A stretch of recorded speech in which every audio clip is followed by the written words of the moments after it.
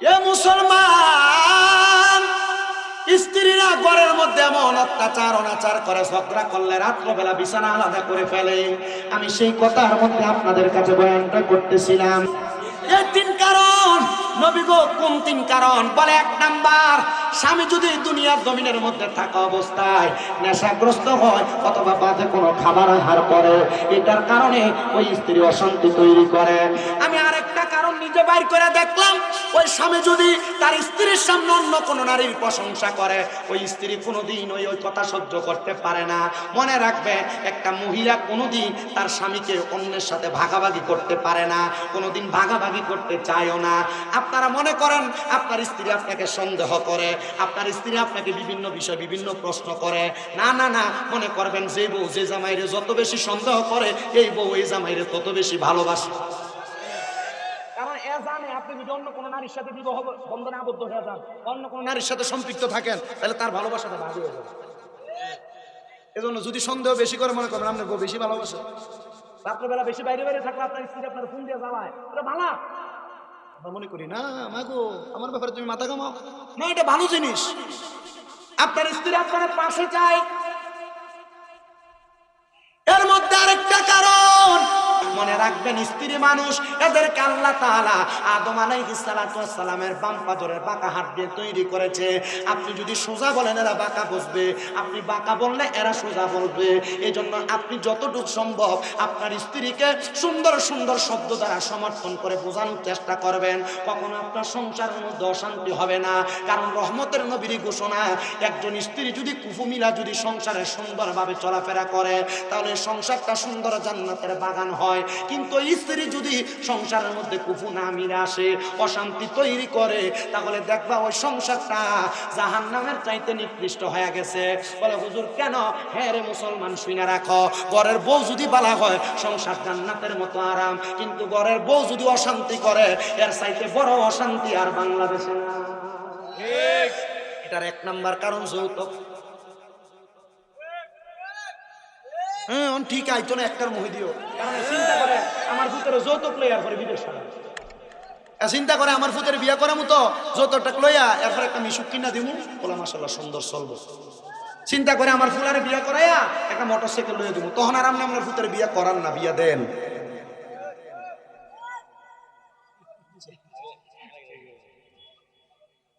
আপনারা কথা কন, এই অশান্তির মূল কারণ কি? যৌতুক। এই অশান্তির মূল কারণ হলো যৌতুক। রহমতের নবী বলেন, যে বিবাহ যত সহজ, ওই পরিবারে শান্তি তত সহজ। রহমতের নবী গো কেন? বলে, এই যৌতুকের মাধ্যমে বিবাহ কথা হওয়ার কারণে দুনিয়ার মানুষের অশান্তি অশালীনতা বেড়ে যায়। আর এই অশান্তি অশালীনতার কারণে দুনিয়ার মানুষ দুনিয়ার জমিনের ভিতরে সাংসারিক জীবনে শান্তি পায় না। এই মুসলমান ইমানদার, দুই নাম্বার কারণ সংসার অশান্তি যদি হয়, এটা হলো স্বামীর পরকীয়া। আপনি দুনিয়ার জমিনে আপনার স্ত্রী থাকা সত্ত্বেও আপনি আপনার স্ত্রীর সামনে মিথ্যা কথা বলেন, আপনি আপনার স্ত্রীর সামনে অন্য কোনো নারীর প্রশংসা করেন। এটা করার কারণে আপনার স্ত্রী আপনার সংসারের মধ্যে অশান্তি করবে। মহিলারা এমনি এমনি অশান্তি করে না। তিন কারণে একটা মহিলা পরিবারের মধ্যে অশান্তি তৈরি করে। নবী গো কোন তিন কারণে অশান্তি তৈরি করে? আমার নবী বলে, এক নাম্বার, মহিলার স্বামী যদি নেশা করে। অনেক বেড়া মানুষ সিগারেট খেয়ে বাড়িতে যায়, তখন স্ত্রী তার সঙ্গে সুন্দর ব্যবহার করে না, কারণ তার মুখের মধ্যে থেকে দুর্গন্ধ বউয়ের চাইতে বেশি। তখন আর আপনার বউর আপনার ভালো লাগে না, আপনার ছোটটা যেটা এটার ভালো লাগে, কারণ আপনার মুখের ভিতরে এমন দুর্গন্ধ সিগারেট খাওয়ার কারণে। স্ত্রী অশান্তি করার কারণ কয়টা? আপনাদের আসতে কয় কারণ? এই তিন কারণ। নবী গো কোন তিন কারণ? বলে, এক নাম্বার, স্বামী যদি দুনিয়ার জমিনের মধ্যে থাকা অবস্থায় নেশাগ্রস্ত হয় অথবা বাজে কোনো খাবার আহার করে, এটার কারণে ওই স্ত্রী অশান্তি তৈরি করে। আমি আরেকটা কারণ নিজে বাইর করে দেখলাম ওই স্বামী যদি তার স্ত্রীর সামনে অন্য কোন নারীর প্রশংসা করে, ওই স্ত্রী কোনোদিন ওই কথা সহ্য করতে পারে না। মনে রাখবেন, একটা মহিলা কোনোদিন তার স্বামীকে অন্যের সাথে ভাগাভাগি করতে পারে না, কোনোদিন ভাগাভাগি করতে চায়ও না। আপনারা মনে করেন আপনার স্ত্রী আপনাকে সন্দেহ করে, আপনার স্ত্রী আপনাকে বিভিন্ন বিষয় বিভিন্ন প্রশ্ন করে, না না না, মনে করবেন যে বউ যে জামাইরে যত বেশি সন্দেহ করে, এই বউ এই জামাইরে তত বেশি ভালোবাসে। কারণ এ জানে আপনি যদি অন্য কোনো নারীর সাথে বিবাহ বন্ধনে আবদ্ধ হয়ে যান, অন্য কোনো নারীর সাথে সম্পৃক্ত থাকেন, তাহলে তার ভালোবাসাটা ভারী হয়ে যাবে। এজন্য যদি সন্দেহ বেশি করে মনে করেন আপনার বউ বেশি ভালোবাসে, রাত্রেবেলা বেশি বাইরে বাইরে থাকলে আপনার স্ত্রী আপনার ফোন দিয়ে জ্বালায়, এটা ভালো। আমরা মনে করি না মাগো আমার ব্যাপারে তুমি মাথা ঘামাও, না এটা ভালো জিনিস। আপনার স্ত্রী আপনার পাশে চায়। এর মধ্যে আরেকটা কারণ, সেটা হলো দুনিয়ার বর্তমান যে শ্বশুর শাশুড়িরা, এরা এদের ছেলের বউকে তারা নিজের মেয়ের মতো মনে করে না। এজন্য সবচাইতে বেশি সংসারের মধ্যে অশান্তি তৈরি হয়। আর বউয়েরা শ্বশুর শাশুড়ি নিজের মাইয়ার মতো মনে করে না। শ্বশুর শাশুড়ির কথা হইল যে কি, আমার মাইয়ার দামাইটা বড় বালা, আমার মাইয়ার কথাটি শুনা শুনা চলে, কিন্তু আমার ফোলার একটা বেগটা হাতে তার বউয়ের কথা শুনে। আমার মায়ের দামাইটা বড় বালা, ঠিক না? আপনার মায়ের দামাইনে বলে ভালো, ভালো হলে আপনার মায়ের কথা শুনে তো স্বাভাবিক আপনার ছেলের বউয়ের কথা আপনার ছেলে শুনতেই পারে। নিজের মাইয়া সকালবেলা বাসন করা দুঃখ কাজ কাম করুক সেটা চায় না, কিন্তু নিজের ছেলের বউ মুনির মতো খাটুক এটা চায়, ঠিক না? এজন্য শ্বশুর শাশুড়িদের কাছে আবদার থাকবে, আপনারা আপনাদের ছেলের বউদেরকে নিজের মেয়ের মতো মনে করবেন। দেখবেন আপনার ছেলের বউটা আপনি মা বাবারে আপনার নিজের মা বাবার মতো মনে করবে। আর 3 নাম্বার কারণ, মহিলারা মানবে না, যদিও না মানে কথাটা সত্য, বলে হুজুর কেমনে সত্য? 3 নাম্বার কারণ হলো, একটা পরিবারের অশান্তি তৈরি হওয়ার কারণ হলো একটা মাইয়ার মা কেমন কানে কানে কইয়া দেয়, জিগো তুই জামাই যা কামাই করে তুই একটু খোঁজ খবর লস না, তার মা বাপের সব টিয়া পয়সা দিয়া তোর তো একটা ভবিষ্যৎ আছে। এ কানে তুলে দিল। এবার আপনি কামাই করে আসলে বাড়িতে, আপনার প্রত্যেক ওয়াক্তে জিগা তুমি কত টাকা কামাই করছো, কই তোমার টিয়াটা কই দাও না। এ যখন কোন মহিলা তার স্বামীর কামাই রুজিতে ইন্টারফেয়ার করে, এই ইন্টারফেয়ারটা করার কারণে স্বামী অশান্তি তৈরি করে। মাগো তোমার কাছে আমার আবদার হইল, তোমার স্বামী যা ইনকাম করুক আর না করুক, তুমি এটার ব্যাপারে মাথা ঘামাইও না। দেখবা তোমার স্বামী তোমার 3 দায়িত্ব পালন করে কিনা। 1 নাম্বার শারীরিক, 2 নাম্বার তোমার মানসিক, 3 নাম্বার তোমার সংসারের ভরণ পোষণ দেয় কিনা। যদি দেখো এই 3 দায়িত্বটা পারবে না, আমার মুসলমান ইমানদার, আপনাদের কাছে আমি বলক রাজ্যের একজন বাদশা, যার নাম হযরতে আহমদ খুনজুম রহমাতুল্লাহ আলাইহি, আমি ওনার একটা ছোট্ট ওয়াকিয়া বলে আমার বয়ানটা শেষ করব। আপনারা যদি কষ্ট করে বসেন, আমি আমার বয়ানটা টানতে চাই। আপনারা বলেন 10টা মিনিট সময় আর আমারে দিতে রাজি আছেন? অসুবিধা নাই তো আপনারা? হযরতে আহমদ খুনজুম রহমাতুল্লাহ আলাইহি উনি বলেন, আমি তখনও বিবাহ করি নাই, আমার বয়স 28 বছর বয়স। আমি আমার আল্লাহ তাআলার ইবাদত করি। আমি চিন্তা করতে লাগলাম, আমি যদি বিবাহ করি, আমি এই সময়টা আমার স্ত্রীকে দেওয়া লাগবে, আমি আমার মাওলারে সেই সময়টা দিতে পারবো না। হযরতে আহমদ খায়জা উনি যখন রাস্তা দিয়ে হাইটা হাইটা যায়, উনি বলেন আমার কাছে আয়েশা, হযরতে খাতুনে ফাতেমা নামক একজন মহিলা, উনি আয়েশা আমারে ডাক দিয়ে কই, রে আহমদ, তোমাকে আমার বড় পছন্দ, তোমার প্রশংসা পুরো বখত এলাকার মধ্যে ছড়াইতো, তুমি বলো না আমারে বিবাহ করবে কিনা? আহমদ খায়জুম বলেন, না, আমি বিবাহ করলে আমার আল্লাহরে আমি সময় দিতে পারবো না, এই জন্য আমি বৈবাহিক জীবনে আবদ্ধ হতে চাই না।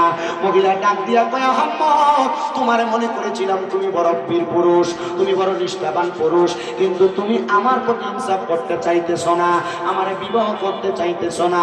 আরে তুমি বিবাহ করো না, বিবাহ করলে তুমি দেখবা আমি তোমার সাংসারিক জীবনটাকে সুন্দর করে ফুটিয়ে তুলবো। বলে কেন গো?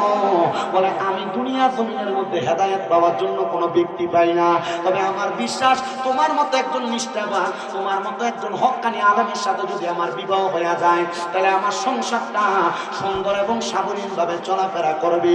ওই ফাতেমা নামক মহিলা আহমদকে ডাক দিয়ে বলেন, আহম্মদ বিবাহ করবানি? আহম্মদ বলে আমি ভেবে চিন্তে আপনাকে বলবো, তবে আপনি একটু আল্লাহর দরবারে ইবাদত কইরা কইরা আপনি আমার আল্লাহ তাআলার কাছে জানতে চান আমি আপনার স্বামী হিসেবে উপযুক্ত কিনা। বলে কি ইবাদত করব? বলে ওই ইবাদতের নাম হলো সালাতুল ইস্তিসকা অথবা সালাতুল হাজতের নামাজ আপনি আদায় করেন। কেমনে গো, কেমনে আদায় করব? বলে আপনি রুকু দিবেন, সিজদা করবেন, সিজদা রুকু সিজদা শেষ কইরা আপনি সালাম ফিরায়া সিজদার মধ্যে যাইয়া মুরাকাবার নিয়তে চোখটা বন্ধ কইরা আমার চেহারাটা আপনি স্মরণ করবেন আর বলবেন আল্লাহ যেই ব্যক্তিকে আমি দেখতেছি সেই ব্যক্তি স্বামী হিসেবে কেমন হবে। এবার মহিলা বলে বাড়ির মধ্যে যাইয়া আমি ইস্তেখারা কইরা আমি দেখলাম এই ব্যক্তি আমার স্বামী হিসেবে বড় উপযুক্ত। আরে দুনিয়ার মা, দুনিয়ার বোনেরা, দুনিয়ার ছেলেরা, শুধু সুন্দরী মাইয়া তোমার বিয়ার উপযুক্ত না। মাইয়ারা মনে রাখবা গো, টাকাওয়ালা স্বামী শুধু টাকাওয়ালার স্বামী শুধু তোমার উপযুক্ত না। মনে রাখবা বহুত টাকাওয়ালার কাছে মাইয়া বিয়া দেওয়ার পরে বহুত সম্পদওয়ালারা ওই মাইয়াটার কুত্তার ছাওয়ার মতো ফিরে মাইয়াটার কোনো খোঁজ খবর নেয় না। এমন অবস্থা বাংলার সমাজে সমাজে নারীগুলার উপর নির্যাতন হয়। এমন অনেক জায়গার মধ্যে খবর পাওয়া যায় ছেলে টাকা দেখে বিয়া দিছে কিন্তু ওই টাকাওয়ালা ছেলেটা মাইয়াটার উপর অত্যাচার অনাচার করে। আরে টাকা পয়সা দ্বন্দ্ব বেশি জিনিস না, যদি সন্তানটা দিনদার হয়, ছেলেটা যদি আল্লাহওয়ালা হয়, টাকা পয়সা কম হইলেও হালাল খাবারের মধ্যে বরকত আছে না? না না। এখন বর্তমানের মেয়েরা ওনাদের কথা হলো মোটামুটি একটা টাকাওয়ালা বেড়া যদি বিয়া করেন তো এটা বুড়ো হইলে অসুবিধা নেই। হ্যাঁ ঠিক না? কাকা কাকা কেন এরা চিন্তা করে একবার বুড়ো হইলে অসুবিধা নেই, কিন্তু তার পরবর্তী সময়টা সে কিভাবে কাটাবে সেটা বলতে পারে না। এই জন্য টাকা যাচাই করার আগে মাইয়া বিয়া দেওয়ার সময় সন্তানটা কি যাচাই করবেন? আদর্শ। বলেন না কি আদর্শ? না কি এর আদর্শ? আমি রিক্সা চালাই, আমার মাইয়া জামাই হইতে হবে বিদেশি। আমি সাধনদারি করি, আমার মাইয়া জামাই হইতে হবে লন্ডনী, ইতালি প্রবাসী। ঠিক না? না পোলাপান আপনারা জানা আছেন, অনেক পোলাপান। এই যে আমি কয়দিনে ফেসবুকে দেখছি, তারা জিজ্ঞেছি কি রে তুই না সুপারিশ করি করো, তুই ইতালি এসেছিস কি লেগে এত সুন্দর মেয়ে বিয়ে করতে? না, প্রবাসী হন, দেশের মানুষ হন, যেই কাজই করেন সুন্দর দেখে বিয়ে করবে। বলে হুজুর সুন্দর বউ তো সবাই চায়, তবে সুন্দর দেখার পরে আর তিনটা জিনিস চাই। কি জিনিস? তিনটা জিনিস চাই রসুলে পাক শিখিয়ে দিতেছে। এক নাম্বার, ওই মেয়েটার মা তার শ্বশুর শাশুড়ির সঙ্গে কোন খাসিয়তে কোন আচরণে চলছে সেই খবর নাও। দুই নাম্বার ওই মেয়েটা কতটুক দিনদার সেই জিনিসটা তাকাও। তিন নাম্বার, ওই মেয়েটা তার নিজের ইজ্জত রক্ষার্থে তাকে কতটুক বিলিয়ে দিতে পারে সেটা রক্ষা করে, সেটা একটু যাচাই করো। তখন তো মাশাআল্লাহ। কিন্তু আপনার পছন্দ কোনটা? যেটা মাশাআল্লাহ সুবি ছাইড়ে দিয়া রাস্তার ভিতরে কোমরটা ঢুলানি দিয়া রাস্তা থাকতে পারবো। এই যে না না, এমন একটা মাইয়া যদি হইতো তাহলে আমার বিয়াটা করে সফল। ঠিক না? তার বেটা তোমার এই বউ বিয়া করছো ঠিক, সুন্দর ঠিক, কিন্তু এটা তোমার লাগে হাসতো না। তুমি বাড়িতে যাইবা দেখবা বেডি সারাদিন যে মাছ কুটছে, গায়ের ভিতরে মাছের গন্ধ। কিন্তু যদি দিনদার স্ত্রী হয়, দিনদার স্ত্রী সারাদিন কাজ করার পর স্বামী আসার 5 মিনিট আগে হইলো নিজেকে পরিপূর্ণ রেডি করে রাখবে। এই জন্য বিবাহের ক্ষেত্রে সুন্দরের চাইতে দিনদার যাচাই করা। আল্লাহ বুঝার তৌফিক দান করুন। স্বামী স্ত্রীকে গালিগালাজ করে, স্ত্রী স্বামীকে গালিগালাজ করে, এমন অবস্থা হইতে থাকে। নবী আমার বলে ওই দুই প্রকারের ব্যক্তি জান্নাতের মধু পান করবে। বলে কোন দুই প্রকারের ব্যক্তি জানতে চায়? বলে এক নাম্বার যারা কোনোদিন গালি দেয় নাই, ফাহিশা কথা বলে নাই, আর দুই নাম্বার যারা কোনোদিন মিথ্যা কথা বলে নাই, তারা জান্নাতের মধু পান করবে। এ দুনিয়ার মুসলমান, আমরা আমাদের পারিবারিক জীবনে মিথ্যা কথার সয়লাব আমাদের সমাজে চলতেছে, জানেননি?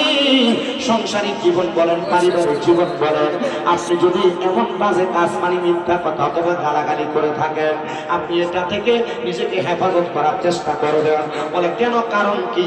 কারণ আপনি যদি এই বাজে কাজের মধ্যে থাকেন মানে মুখের ভাষা খারাপ করেন, আপনার সামনে থেকে ফেরেশতারা দূরে সরে চলে যায়। বলে হুজুর কেন? কারণটা জানতে চাই। শুনেন রে বাবারা, সংসারিক জীবনে পুরুষ মানুষরা স্ত্রীদেরকে গালিগালাজ করে কি করে না? গালাগালি করে। একটু থেকে একটু হলে অপব্যবহার করে কি করে না? অনেক বেশি করে।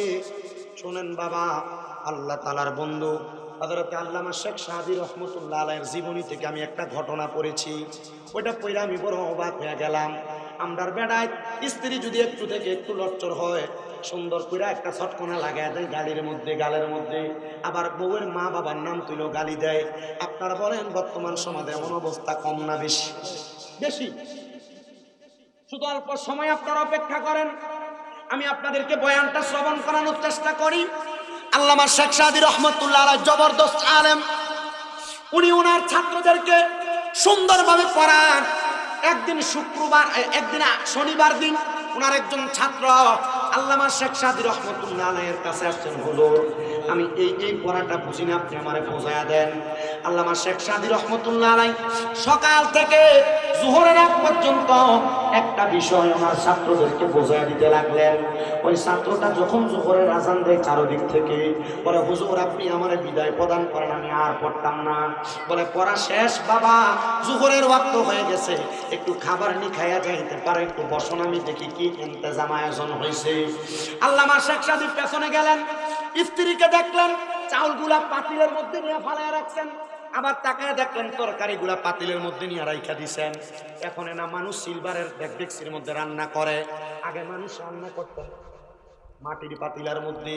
আল্লামা শেখ সাদী রহমাতুল্লাহ আলাইহি বলতেছেন, আমি দেখলাম আমার স্ত্রী ডেগের মধ্যে চাউলগুলা নিয়ে পানি দিয়া রাখছেন এবং তরকারিগুলা নিয়ে পানি দিয়া রাখছেন। আমি জিজ্ঞাসা করলাম খানা কি এখনো রেডি হয় নাই? আমার স্ত্রী বলেছেন লাকড়ির যোগান তো দেয় নাই, কেমনে আমি খাবার রেডি করব?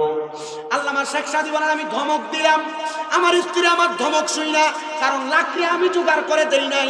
দুষ্ট আমার স্ত্রী রাগান্বিত হইয়া ওনার তরকারির পাতিলিয়াটা আল্লামা শেখ সাদীর মাথার মধ্যে এমন ভাবে ফিটকা মারছে, মারার সাথে সাথে ডেকটা ভাঙ্গা আল্লামা শেখ সাদীর কাঁধের মধ্যে ডেকের কাঁচাটা লাগিয়ে গেছে। মালা দিলে যেমন অবস্থা হয়, আল্লামা শেখ সাদীর গলার মধ্যে এই ডেকের কাঁচাটা লাগিয়ে গেছে। আচ্ছা আমরা বেড়ায় যদি হয় এখন যে অবস্থা, যদি বউ ডেক মারা দূরের কথা, শুধু একবার গোলামের সুদ করছি, বেটির অবস্থা ভালো থাকবো না? আল্লামা শেখ সাদী চাইলে ওনার স্ত্রীকে একটা চর মারতে পারতেন, মারেন নাই। আল্লামা শেখ সাদী চাইলে এই স্ত্রী ত্যাগ করতে পারেন, তিনি ত্যাগ করেন নাই।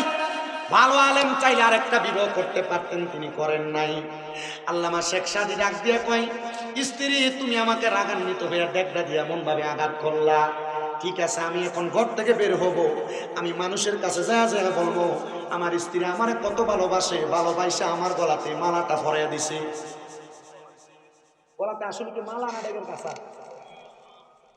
উনি বলতেছেন আমার গলার মধ্যে মালা পরাইয়া দিছেন, এই কথা বলবো। এই কথা বলার সাথে সাথে স্ত্রীর সাথে সাথে আল্লামা শেখ সাদীর পায়ে পড়ে গেছে। ছাত্র ঘরের বাহিরে বারান্দার মধ্যে পড়তেছেন, ছাত্র কই কিরে খাবারের জন্য গেছে, ভিতরে দিয়ে তুফান চলতেছে।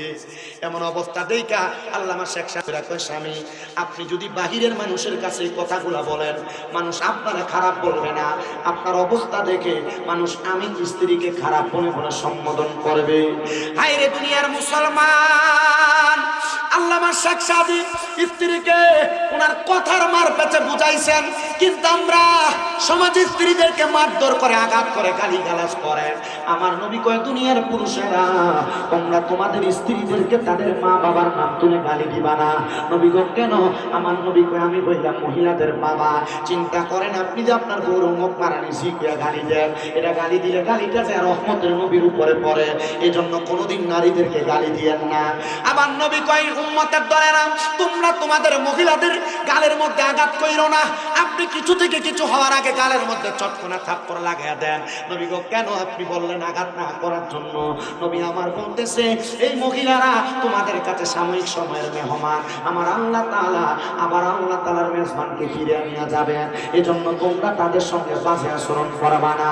আবার অনেক পর্দার অন্তরালের মা বোনেরা তাদের স্বামীর সঙ্গে সুন্দর আচরণ করে না। আমি আমার মা বোনদের উদ্দেশ্য বয়ানটা পেশ করতেছি।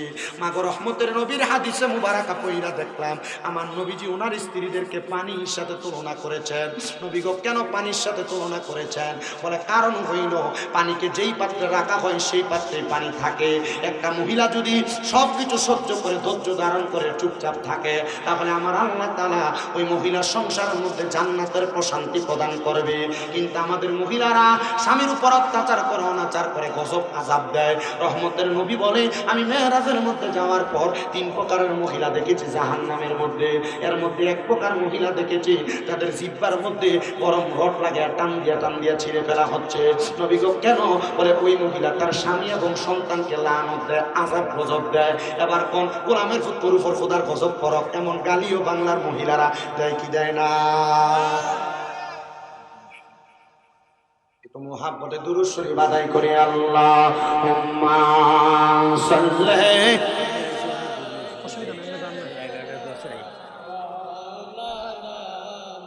মুহাম্মাদ ওয়া আলা আলি সাইয়্যিদিনা।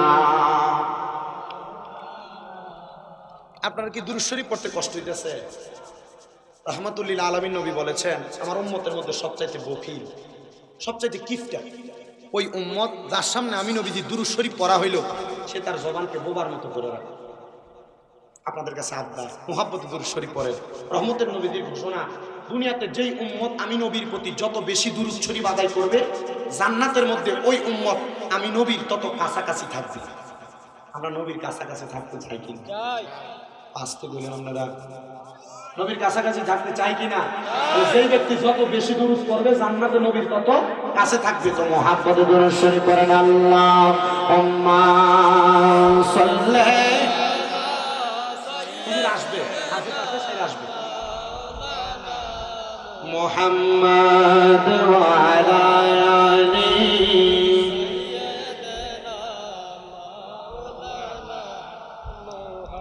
দেখছনি মনে ভেবে মনে প্রেমনি করছ নবীর শানে, নইলে থাকবা ওয়াজহা শানে মুহাম্মাদিয়া রাসূলুল্লাহ।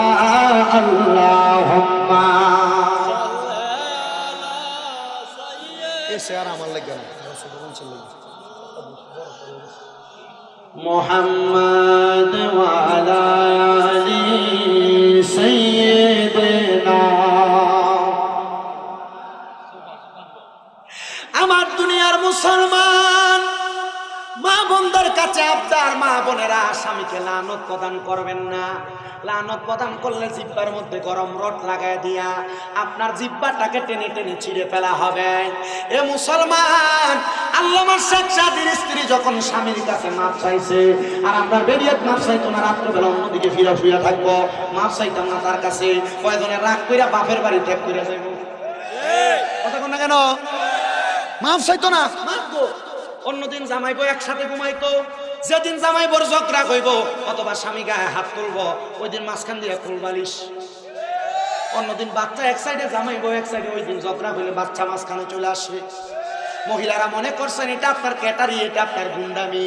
মনে রাখো গো মা, যদি কোনো স্বামী স্ত্রী দুনিয়াতে হাজার ঝগড়া করে, রহমতের নবী কয় তোমরা নারীরা রাত্রবেলা ঘুমানোর সময় স্বামী স্ত্রীর বালিশ হবে একটা। নবী গো কেন?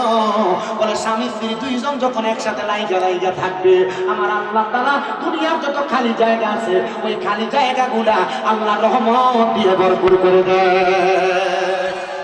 জামাই বউ ঝগড়া হয় না? কম না বেশি? আপনার কি কষ্ট হইতাছে? আমি বিলাতি ওয়াজি করি, আমি কিন্তু মোটামুটি সেতিও না, এটা আপনারা বোঝেন। আমি নর্মাল ভাবে কথা কই, আমি নর্মাল ভাবে কথা কই দেখি আলহামদুলিল্লাহ আমি আরেকটা কইরা আইছি। এটা শুকরিয়া আল্লাহ তাআলা। আমি সকাল 6টা 6:30 নাগাদ আসছি সর্বোচ্চ। আমার খুব কষ্ট হয়, কথা যে বলি অনেক কষ্ট হয়। আমার অল্প বয়স অনুযায়ী আমার কথা বলতে কষ্ট হয়, কিন্তু আপনাদের দোয়া, আমি যে কোয়াস করি আপনাদের এই দোয়ার বরকতে আমার 6টা মাদ্রাসা। আলহামদুলিল্লাহ। কয়টা? 6টা। আজকে বলুন যে আপনারা কেউ সুন্নি মাদ্রাসার দরকার আছে না? আছে। কম না বেশি? বেশি। সুন্নিদের মাদ্রাসা না থাকার কারণে আজকে সুন্নিদের অনেক জায়গায় অধপতন আছে। ঠিক। এই যে বিভিন্ন জায়গায় মাজারটি ভাঙতাছে, আপনারা সান যতলা মাজার ভাঙছে একটা লোক মাদ্রাসা নেই। এই মিয়া যদি মাদারটির লগে যদি মাদ্রাসা থাকতো, মাদ্রাসায় যদি 2-4-500 ফলাফাইন থাকতো, যে ফকিন্নির ফলারা মাদার ভাঙতে হয়েছিল, যদি আল্লাহ পাক রব্বুল আলামিনের ওই বান্দারা মাদ্রাসার 200-300 ছাত্র যদি 200-300 লাড়ি লিয়ে ধরে নি দিতে, ফকিন্নির ফলার খবর থাকতো? তাহলে ওই মাজারের খাদেমরার বিরুদ্ধে আমি কেন? এই মাজারের খাদেমরা যা গরু হয়েছে, ছাগল হয়েছে, টিয়াডি দিয়ে নিজের পকেট বাড়ি করছে। কথা কন না কা? ঠিক না?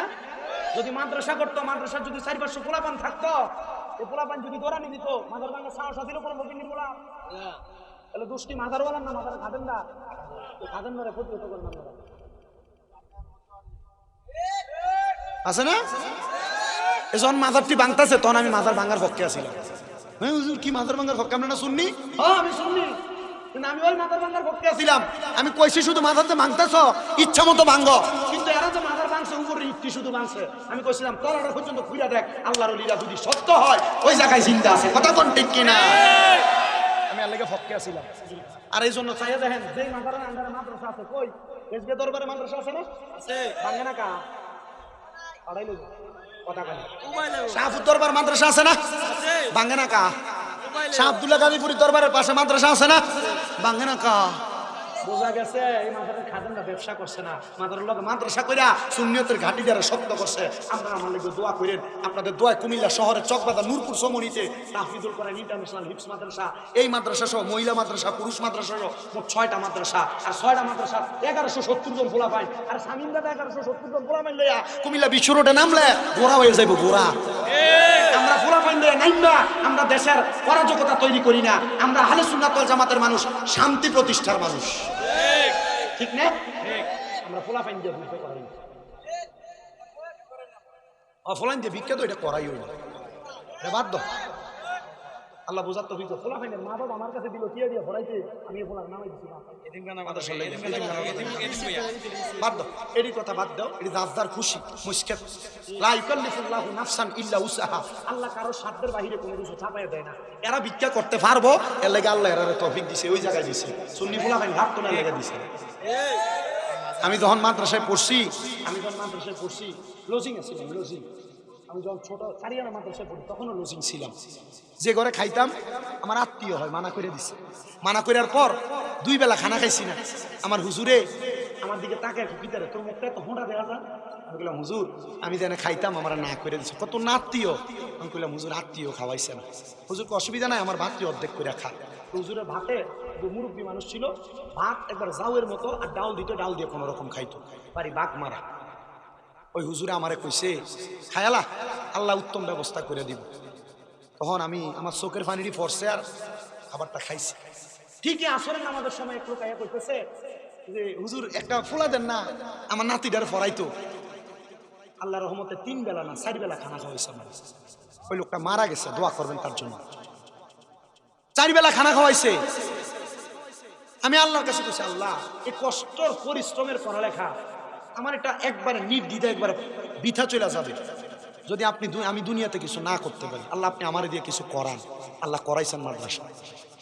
আমার জীবনের সবচেয়ে বড় একটা স্বপ্ন, শুনি একটা বড় কমপ্লেক্স আমি নিজে করতে, যেটাতে একবারে বড় মাদ্রাসা, বড় একটা দর্শন নিজামি থাকবে, যেটাতে মহিলা শাখা থাকবে আলাদা, যেটাতে একটা বড় মসজিদ থাকবে, এমন একটা করতাম। আমার বড় স্বপ্ন, কিন্তু জানি না জীবনে ইনকাম করে করতে পারবো না। আপনারা শুধু দোয়া করবেন আল্লাহ আমার করার জন্য তৌফিক দেন। দোয়া করতেন না আপনারা? আর শামীম জানা বড় বড় কয়েকটা আলেম তৈরি হতো, এমন দরকার না? বড় আলেম থাকলে পৃথিবীর মানুষ শান্তি এবং প্রশান্তির পয়গাম কোরআন সুন্নাহর কথাগুলো শুনতে পারবে। আল্লাহ বোঝার তৌফিক দান করুন, করেন আমিন। আর মুহাব্বতে করেন না আমিন। তাহলে দুরূদ শরীফের আওয়াজ দেখে আসতে হইব না, জোরে মুহাব্বতে দুরূদ শরীফ পড়েন। আল্লাহুম্মা সাল্লি আলা, মুখ লাগাইলে জোরে হয় আওয়াজ, দূরে থাকলে আওয়াজ মুহাম্মাদ ওয়া আলা আলিহি।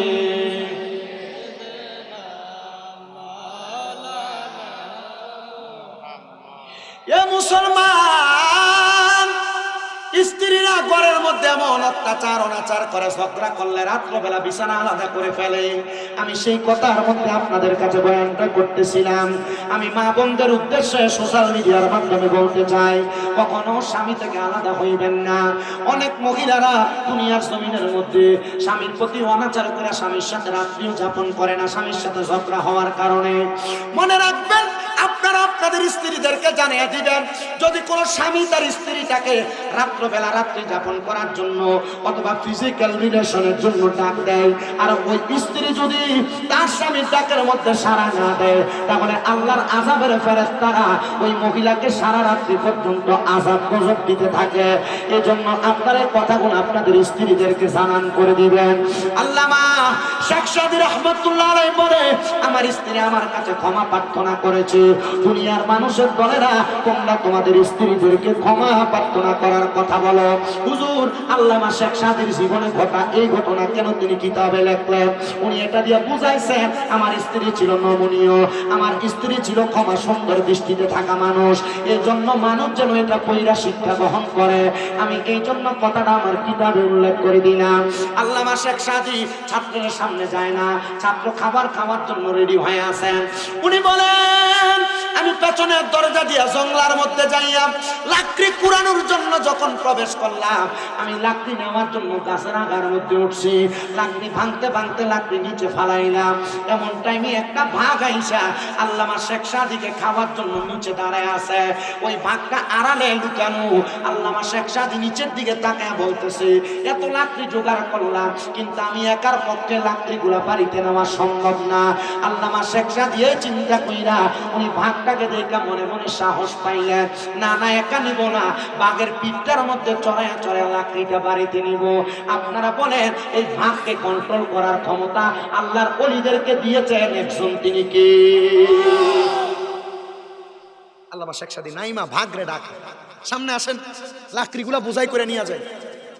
লাকড়িগুলা বুঝাই করছেন, বুঝাই করে বাড়িতে নিয়ে লাকড়িগুলা পেছনে রাইখা সামনে আসছেন, ছাত্রের সঙ্গে কথা বলবেন। ছাত্র উস্তাদের এমন কর্মকাণ্ড দেখা বড় অবাক হয়ে গেছে। কিরে, ভাগ কন্ট্রোল করে ফেলে এমন একজন উস্তাদ আমার, আল্লাহ পাকের বন্ধু। এবার উস্তাদ সামনে আসার সাথে সাথে ছেলে ডাক দিয়ে কই, হুজুর, আপনি এত বড় আলেম মানুষ, আপনি একটা বাঘরে কন্ট্রোল করতে পারলেন, বউটারে কন্ট্রোল করতে পারলেন না। উস্তাদ কই, কিরে ছাত্রী কি আমার সব যা হয়েছে সব শুনছে? শুনছে। হুজুর, আপনি ভাগকে কন্ট্রোল করে বাঘের পিঠের মধ্যে কইরা আপনি এত সুন্দর করে করে আপনি আপনার লাকড়িগুলা নিয়ে গেলেন। হুজুর, বাড়ির মধ্যে আপনার একটা বউ বেডি মানুষ, এটারে কন্ট্রোল করতে পারলেন না। আল্লামা শেখ সাদী কয়, না না, তুমি মনে কষ্ট নিও না, তবে সাবধানে এই কথা পর মানুষের কাছে বলবা না। ওই ছাত্র ডাক দিয়ে কই, হুজুর, আপনার এলেমের জোর আছে, আপনার এলেমের পাওয়ার আছে, আপনি চাইলে তো আরেকটা বিবাহ করতে পারেন, আপনি চাইলে তো আরেকটা স্ত্রী গ্রহণ করতে পারেন। আল্লামা শেখ সাদী জবাব দেয়, 3 শয়তান ফালতে পারি না, তুমি আবার আরো 2 শয়তানের দায়িত্ব নিতে বলো, কারণটা কি? ছাত্র খ হয়ে গেলেন, হুজুর কি বলেন, 3 শয়তান পালতে পারেন না, আবার 2 সন্তানের দায়িত্ব নিবেন, মানে 5 শয়তান। হুজুর, এটার কারণটা কি বলেন না? বলে, শোনো, আল্লাহ তাআলা একজন পুরুষকে ধোঁকা দেওয়ার জন্য একটা শয়তান তার সাথে দিছে, কিন্তু একজন নারীকে ধোঁকা দেওয়ার জন্য 2টা শয়তান নারীর সাথে নিযুক্ত করেছেন। এখন যদি আমি আরেকটা বিবাহ করি, তাহলে আমার ওই স্ত্রীর সাথে তো আরো 2টা শয়তান নিযুক্ত হবে, পরে একটারে কন্ট্রোল করতে পারতেছি না, তাহলে আরেকটা স্ত্রী গ্রহণ কইরা আমি কেমনে কন্ট্রোল করব, তুমি আমারে বলো না। বলে, হুজুর, না না না, তাহলে লাগবে না, লাগবে না, হুজুর এখানেই যথেষ্ট। আলহামদুলিল্লাহ, বান্দা চোখটা মেইলা যখন কালেমার ধ্বনি তার জবান দিয়ে বের হবে, বান্দার হায়াত শেষ, বান্দার রূহ আজরাইলে কবজ করে নিয়ে যাবে। ইয়া রাসূলুল্লাহ, নবী, বেঈমান বেআমল বান্দা তো কষ্ট পাইছে চামড়া ছিঁড়ার মতো, কিন্তু ইমানদার বান্দাকে এমন কষ্ট পাবে না। বলে, না না না, ছোট একটা বাচ্চা যদি দুধের জন্য কান্না করে, তার মা তার মাথার মধ্যে হাত তুলে দিলে ওই বাচ্চাটা যেমন, ওই বান্দার রূহ কবজ করার পরে ওই বান্দার রূহটা আজরাইলকে ডাক দিয়ে বলবে, আজরাইল, আমারে কেন তুমি এত আস্তে আস্তে নিয়ে যাও? তুমি আমারে আরো তাড়াতাড়ি নিয়ে যাও না। এবার আজরাইল বলবে কেন? বলে বান্দা তুমি যদি জানতারে আজরাইল আমার জন্য আল্লাহ তাআলা কত সুসজ্জিত জান্নাত রেডি করে রাখছে, তাহলে তুমি আমারে তো আস্তে আস্তে নিয়ে যাইতা না, আরো তাড়াতাড়ি জান্নাতের দিকে নিয়ে যাইতা। আমার নবীর উম্মতের দল ওই বান্দারে নিয়ে যখন আজরাইলে প্রথম আসমানের সামনে যাবে, প্রথম আসমানের মধ্যে ফেরেশতারা দাঁড়ায় দাঁড়ায় বলবে আহলান ওয়া সাহলান মারহাবান দুয়ুফুল্লাহ দুয়ুফুর রহমান, আল্লাহর মেহমান স্বাগতম স্বাগতম। ইমানদার বান্দারে স্বাগতম জানায় আজরাইল ফেরেশতা সহ রিসিভ করে নিয়ে যাবে। কিন্তু ওই বান্দাটার সামনে আজরাইল প্রশ্ন করবে, রে ফেরেশতার দল, তোমরা না বেঈমান বান্দারে থুতু নিক্ষেপ করেছো, কিন্তু ইমানদার বান্দারে দি তোমরা স্বাগতম জানাও। বলে হ্যাঁ, ইমানদার বান্দার ইমানের দৌলতের কারণে বান্দারে আমরা স্বাগতম জানাই কবরে রিসিভ করে নিয়ে যাব, প্রথম আসমানে রিসিভ করে নিয়ে যাব। এবার ইমানদার বান্দার রূহটা যখন নিয়ে যাবে, নিয়ে যাওয়ার পর ইমানদারের রূহটাকে কোনো জায়গায় রাখা যাবে না। জান্নাতের স্বর্ণরূপার পেয়ালা নিয়ে ইমানদারের রূহটা ধরে রাখবে, কিন্তু ইমানদারের রূহটা স্বর্ণরূপার পেয়ালার মধ্যে থাকবে না। যখন ইমানদারের রূহটা কোনো জায়গায় থাকবে না, যে হযরত আজরাইল আলাইহিস সালাম আল্লাহর কাছে ফরিয়াদ করবে, আল্লাহ বান্দার রূহ তো কোনো জায়গায় থাকে না, বান্দার রূহ কি করব? তখন আমার আল্লাহ তাআলা আয়াত তেলাওয়াত করে বান্দারে শোনায়া দিবে, আজরাইল ফেরেশতারে শোনায়া দিবে। তুমি কি স্মরণ করো না সেই আয়াতের কথা? ওয়ালা তাকুলু লিমান ইউকতালু ফি সাবিলিল্লাহি আমওয়াত বাল আহইয়াউ ওয়ালাকিন লা তাশউরুন। যারা মুমিন, যারা দুনিয়া থেকে আল্লাহর রাস্তার মধ্যে চলে যায়, তারা তো মরে না, বাল আহইয়াউ, তারা জিন্দা, ওয়ালাকিন লা তাশউরুন। এদেরকে যারা মরা বলে তারা নির্বোধ, তারা বোকা, তারা বোঝে না। যারে আজরাইল ফেরেশতা বান্দারে আবার বান্দার দেহের মধ্যে রূহটা ফিরিয়ে দে, হায়রে ওই বান্দার তখন জানাজার নামাজ শেষ, কাফন দাফন শেষ, বান্দার মধ্যে রূহটা ফিরিয়ে দেওয়া হবে। বান্দার রূহ যখন ফিরিয়ে দেওয়া হবে, ওই বান্দাটা রূহটা ফিরিয়ে দেওয়ার পর জানেননি ইমানদার বান্দার কবরের অবস্থা কেমন হবে? দুনিয়ার মানুষ দেখবে ওই বান্দাকে মাটির কবরের মধ্যে শুয়া দিছে, কিন্তু না না না, ওই বান্দারে যখন কবরে নামাইব, ওই বান্দার কবরের মধ্যে তিনজন রহমতের ফেরেশতা জান্নাতের বিছানা বান্দার কবরের মধ্যে মিশিয়ে দিব। শুধু তাই নয়, ওই কবরে দুইজন ফেরেশতা আগমন করবে রে, মুনকার নাকির। ওই মুনকার নাকির ফেরেশতা যখন আগমন করবে, আগমন করার সাথে সাথে বান্দার কবরে যায় সওয়ালের জবাব জিজ্ঞাসা করবে না। বলে কেন?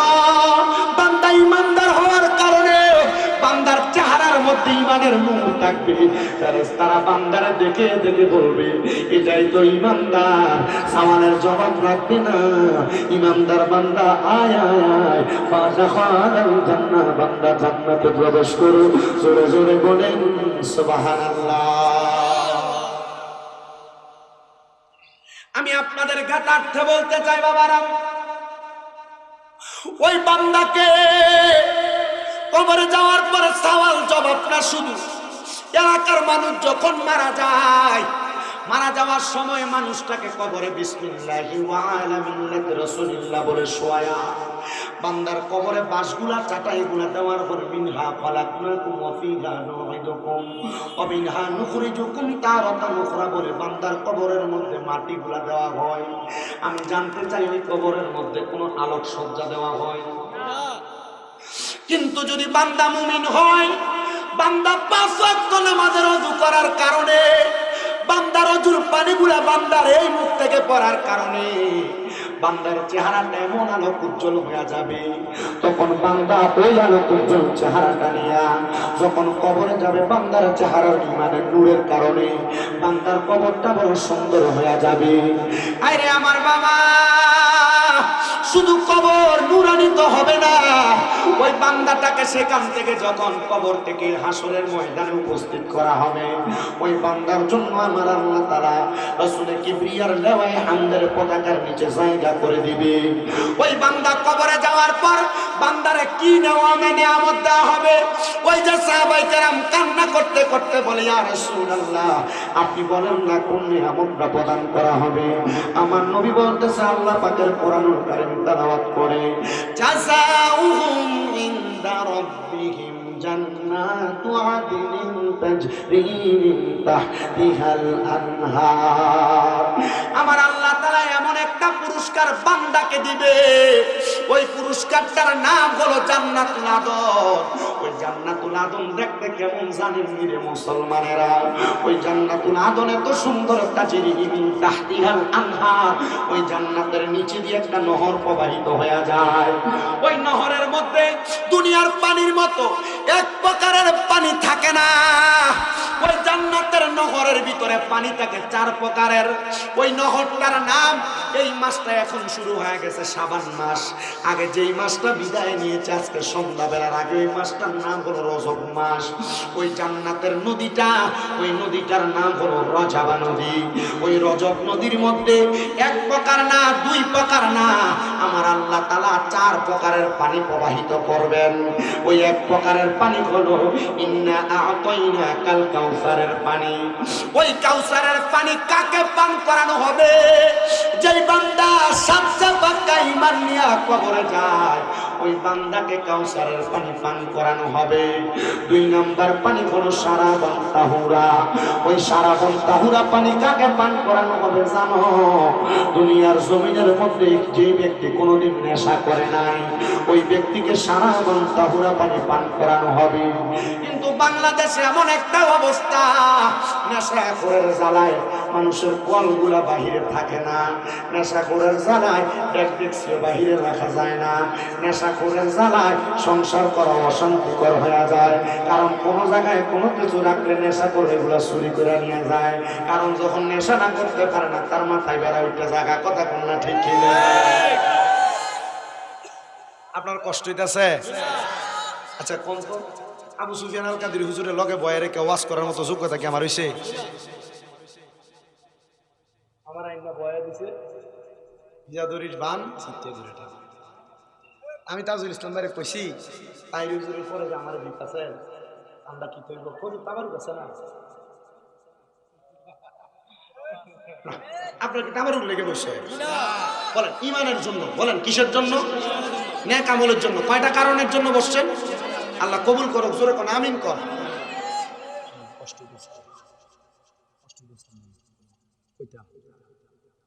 আল্লাহ কবুল করুক, আমিন।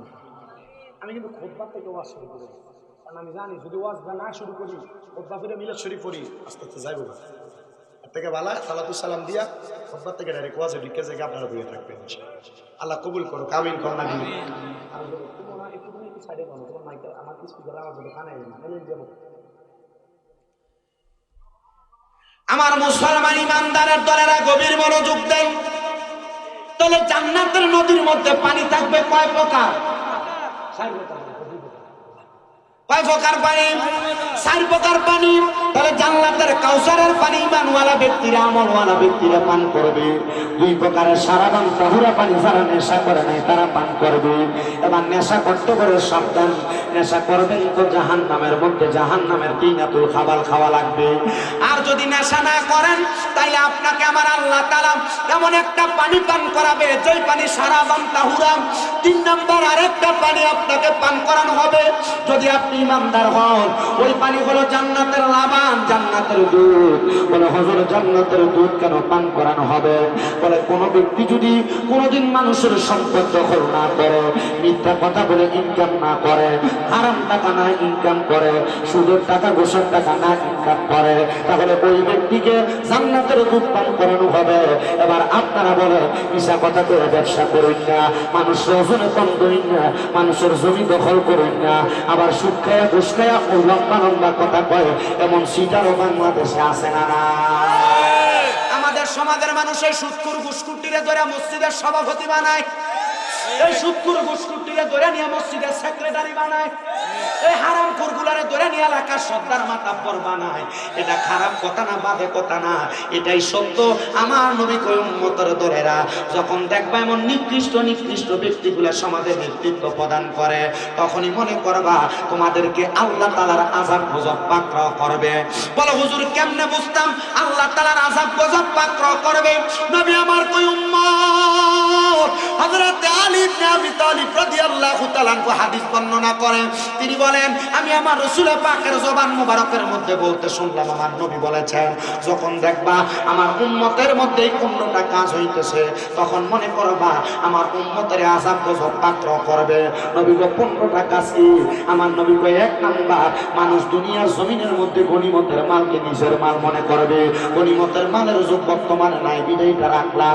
কিন্তু 2 নাম্বার, আমানতের খেয়ানত করবে। কেউ আপনার কাছে 1000 টাকা রাখছে, কিন্তু আপনি 1000 টাকার নোটটা তারে ফেরত দেন নাই, 500 টাকা দুইটা দিচ্ছেন, 10 টাকা নিজের মনে করে খরচ করেছেন। আবার অনেক মসজিদের সেক্রেটারি মানে কেশিয়ারের ব্যাপারে খবর পাওয়া যায়, তারা মসজিদের টাকা দিয়ে নিজে বাজার করে খায়। আপনারা কোন এমন সিটার মার্কা সেক্রেটারিও সোনার বাংলায় আছে না? না,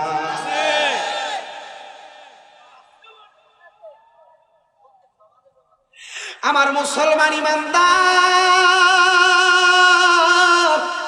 3 নাম্বার, নবী আমার বলেন যেই ঘরের মধ্যে দেখবা স্বামী স্ত্রীর বাধ্য হয়ে চলতেছে, মানে স্ত্রী স্বামীর বাধ্য না, ঘরের মধ্যে সরকারি করে মহিলা মনে করবা তোমাদেরকে আযাব গজব পাকড়াও করবে। অনেক পরিবার আছে স্ত্রী স্বামীর কথা শুনে না চলে না, কিন্তু স্বামী স্ত্রীর বাধ্যগত হয়ে থাকা লাগে। দেখবেন ওই পরিবারের মধ্যে স্ত্রী যদি কোনো কথা বলে আর স্বামী যদি কোনো কথা বলে, স্ত্রী তাকে বলে তুমি বোঝো না বলে চুপ করে রাখে। এমন অনেক পরিবার আছে।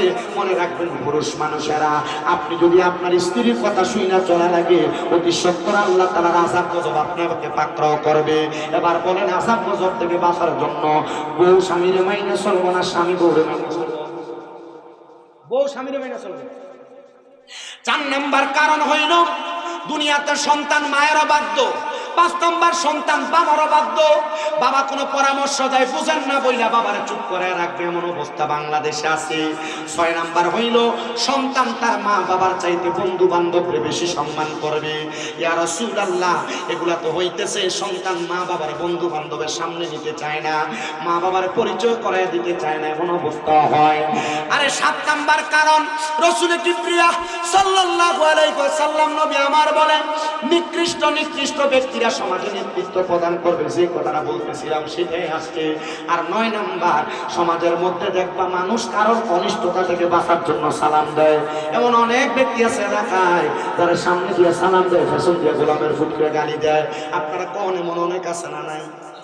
কারণ সালাম না দিলে এটা আমার প্রতি আক্রোশ দেখাবে, দরে সালাম দেয়, দরে। নবী বলছে এটা 9 নাম্বার আলামত। যখন দেখবা মানুষ কারোর অনিষ্টতা থেকে বাঁচার জন্য তাকে সালাম দেয়, তাইলে মনে করবা তোমাদেরকে আযাব গজব পাকড়াও করে। ওই এই করোনা ভাইরাস তো 21 সালের আগে আসছিল না, নতুন করে আনাইছে। নতুন নতুন রোগগুলা তো আগে ছিল না, নতুন করে আসছে। এত বড় বড় বন্যা তো কুমিল্লার মানুষ দেখে নাই, নতুন করে আসতেছে। এটা বোঝা যায় এটা আমার আল্লাহ তাআলা বন্যা দেয় নাই, গজব দিছে। আর এই গজব আল্লাহ দেয় না, আমরা বান্দা হাতে কামাই করে গজবগুলো অর্জন করতেছি।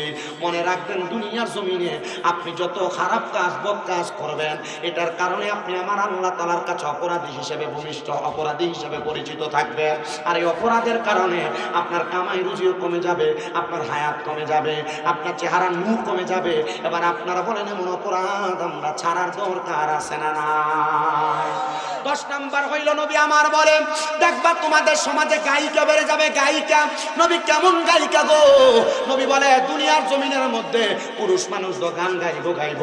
দেখবা কিয়ামতের পূর্বে মহিলারা গান গাওয়ার জন্য বের হয়ে যাবে। দেখেন কোন জায়গার মধ্যে যদি শিল্পী আনে, বেড আনলে যে মানুষ হয়, বেডি আনলে তার 10 গুণ হয়। এটা আমার নবী কয় কিয়ামতের আলামত, গায়িকা বেড়ে যাবে। 11 নাম্বার, তোমাদের এলাকার মধ্যে নতুন নতুন বাদ্যযন্ত্রের আবিষ্কার হবে।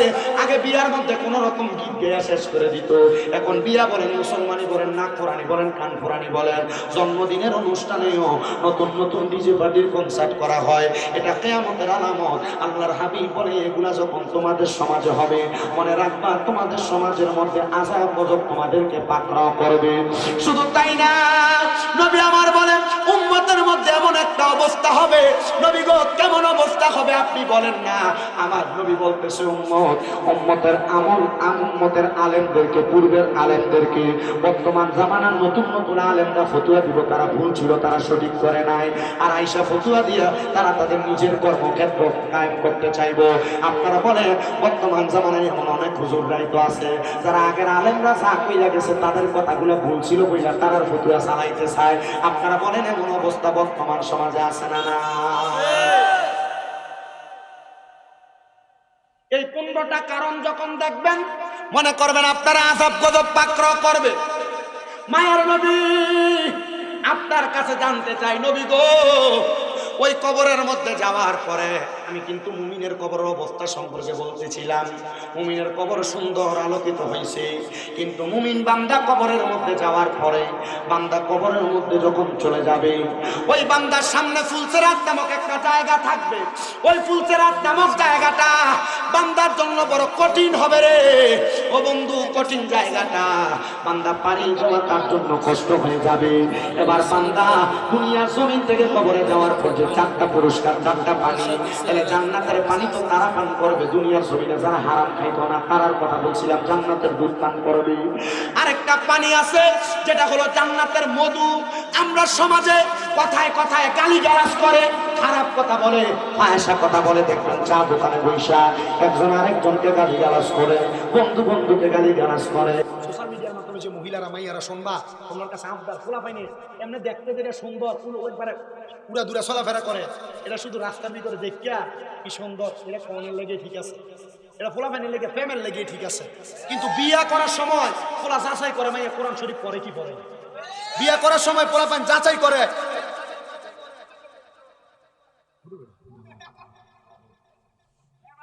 আমি আপনার কথা বলছি, আমি কম কথা যদ্দূর কইতেছি ওদ্দূরে আলহামদুলিল্লাহ। আমি শুধু বিরিয়ানি খাওয়াই না দিয়ে শুধু একটু বলাইতেছি। মিঠা কথা কথা তুই যাইতে বিরিয়ানি সারা যাবি, তার তোর খেয়াল রাখবি। আবার আচ্ছা আল্লাহ কবুল করো, আমিন কর। যে কথাগুলোর মধ্যে ছিল আমি একটু অল্প কথা শেষ করে দিই। তাহলে বিবাহের ক্ষেত্রে ছেলেরা মেয়েটা দেখবেন কিওয়ালা, দিনদার, বলেন না কিদার, দিনদার। আপনারা মাইয়া তারা বিয়ে দিবেন বাপরা, আপনারা দেখবেন ছেলেটা দিনদার, টাকাওয়ালা না, সম্পদওয়ালা না, সম্পদওয়ালা। অনেক সোশ্যাল মিডিয়াতে নেটের মধ্যে খবর পাওয়া যায় মাইয়ার কুত্তার মতো ফিডার, কুত্তা বিলের মতো, কুত্তা বিলের দাম থাকে ওই মাইয়ের দাম থাকে না। আল্লাহ আপনারা বোঝার তৌফিক দান করুন। ওই মহিলা পরের দিন এক সপ্তাহ পর্যন্ত ইস্তেখারা করে। এক সপ্তাহের ভিতরে উনি মুরাকাবার মধ্যে দেখছেন ওনার স্বামী হিসেবে আহমদ খুজাইমা যোগ্য, উপযুক্ত। ডাক দিয়ে কয়, আহমদ খুজাইমা, এ আহমদ খুজাইমা, তুমি আমারে বিবাহ করো। এবার যখন বিবাহ করলে ওনাদের সংসারের জীবন সুন্দরভাবে কাটতেছে। কিন্তু আহমদ খুজাইমা কোন জামানার আল্লাহর ওলি? হযরতে বাইজিদ বুস্তামি যেই জামানার আল্লাহর ওলি, আহমদ খুজাইমা সেই জামানার আল্লাহর ওলি। হযরতে আহমদ খুজাইমা বলখি রাহমাতুল্লাহ আলাইহি বলে, আমি একদিন আমার বাড়ি থেকে বের হওয়ার পর আমি রাস্তার মধ্যে দেখলাম আমার স্ত্রী হযরতে বাইজিদের সঙ্গে দাঁড়ায় দাঁড়ায় কথা বলতেছে। আমি এইটা দেখে বড় রাগান্বিত হয়ে গেলাম। আমার স্ত্রীকে প্রশ্ন করলাম, স্ত্রী গো, তুমি যে এই বাইজিদের সঙ্গে কথা বলেছো, তুমি কি জানো না তোমার কারণে আমাকে আল্লাহ তাআলা জাহান্নামের আগুনে জ্বালাইব? বলে কেন? এবার আল্লাহর নবীর একটা হাদিস শরীফ আহমদ খুজাইমা ওনার স্ত্রী ফাতেমার শোনায়া দিছে। ও মুসলমান, ও চান্দিনার আলীর চরের বাবারা, মনে রাখবা গো, মনে রাখবা গো, মনে রাখবা। আল্লাহর নবী বলতেছে একটা মহিলার কারণে 4 জন পুরুষ মানুষ দুজকে জাহান্নামের আগুনে যাবে। এর মধ্যে 1 নম্বর, কোন মেয়েকে যদি বাবা জন্ম দেওয়ার পর বাবা যদি পর্দা না করায়, বাবা যদি বেহায়াপনাতে ছাইরা দিয়া রাখে, তাহলে ওই বাবা তার মেয়ের কারণে দুজক